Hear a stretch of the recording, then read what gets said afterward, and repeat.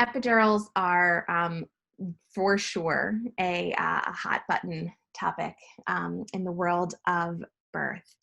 My stance on epidurals as a midwife is that I do not think that they should be routine, meaning that there shouldn't be just like this blanket, like everyone gets an epidural, just like I don't think that anything should be routine because we all come with our different bodies and our different stories.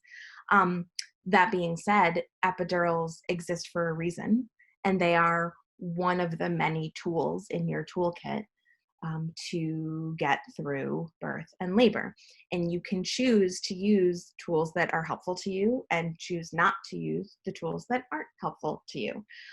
So people may choose not to get an epidural because some people really don't like needles. And an epidural is inserted with a needle, so that might just be enough for them right there. Also with epidurals, most of the time you're like completely numb from under your breasts all the way down. So you are usually not able to walk. And for many people who choose not to get an epidural, that's a disconcerting thought. They don't like the idea of not being able to walk and move. People oftentimes without epidurals are like on the birth ball, they're walking, they're dancing, they're on their hands and knees, they're swaying, and they don't like the idea of having that taken away from them. And some people just feel like nervous. Anytime we are taking something from outside of the body and putting it into the body, there's a risk. It's small, but there's always a risk. And people sometimes just decide that that's not a risk that they are comfortable taking. The reason to get an epidural is because there's a large or strong mind-body connection, right, when it comes to labor and birth. And pain influences that really significantly. So we call it the fear, tension, pain triad, like this. So when we feel pain, we get tense. When we get tense, we get scared. And when we get scared, we get tense and we feel more pain, and it kind of spirals and spirals and spirals. So for some people, taking away the pain of that means that they feel less tense, which means that they feel less scared, which means that they can enjoy the experience a little more. So that's a really valid reason to get an epidural. If you're someone that knows that like pain and you just do not get along, it makes you really scared, it makes you uncomfortable, an epidural is probably a good decision for you. So there are lots and lots of reasons why someone might make either decision.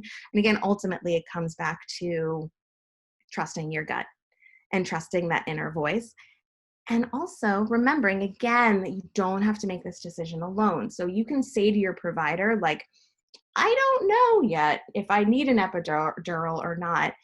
And you are not the first person that has had that question before. So they're going to know how to help you figure it out. They're going to say like, well, do you think you could do this for another hour? Could you have one more contraction? If the answer is, yeah, I could do this for another hour, maybe you don't need an epidural. But if the answer is like, nope, no, I cannot do this for another hour, it's okay to trust that and to go ahead and make that decision.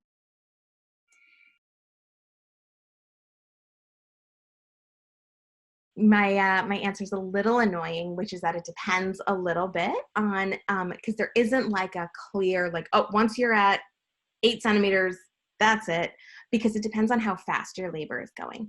So if you are having a really long labor and you've been, so we have to get to 10 centimeters in order to start pushing, and you've been 9 centimeters for 2 hours and it's just taking a long time, you might still have to, even though you're already 9 centimeters. You could be 5 centimeters and in 20 minutes be 8 centimeters. Like, you're having this baby very soon. We probably don't have time to get an epidural in. So it's going to be a little bit big picture. Generally speaking, 5, 6, 7-ish centimeters is one. But really it's going to depend on your story, how fast it's going, how well you feel like you're coping. And again, talking to your team and remembering that you don't have to make the decision alone. You can start saying to them like, hey, I don't need an epidural right now, but I'm definitely going to need one within an hour.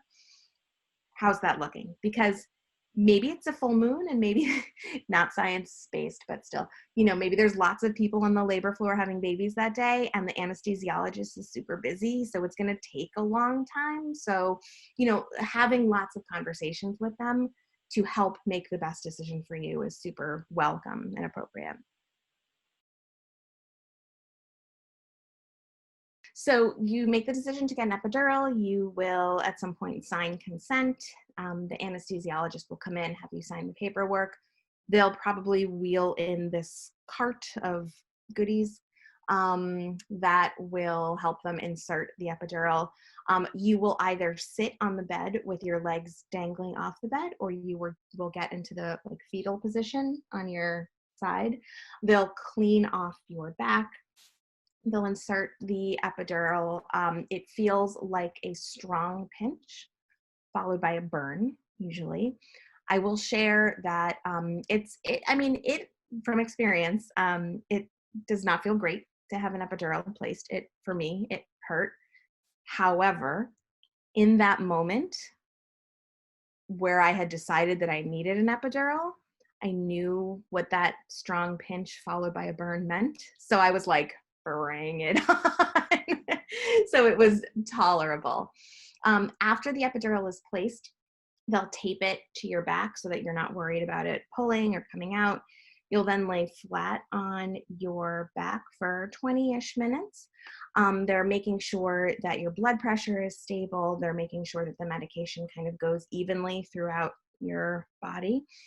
And you'll start to feel the effects of it pretty quickly. It's usually within a couple of contractions, you're definitely starting to feel a reduction in the pain.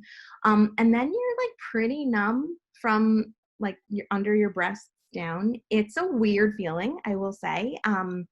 It's can be a welcome feeling because you're suddenly not feeling those contractions, which you're still having, but you're not feeling.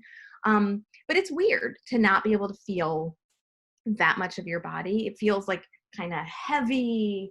And also when you can't feel your body, it's much harder to move it. So you may not be able to lift up your leg, which is a weird sensation. But you'll get used to it. And the hope is that you can fall asleep for a couple hours. It's ideal, right?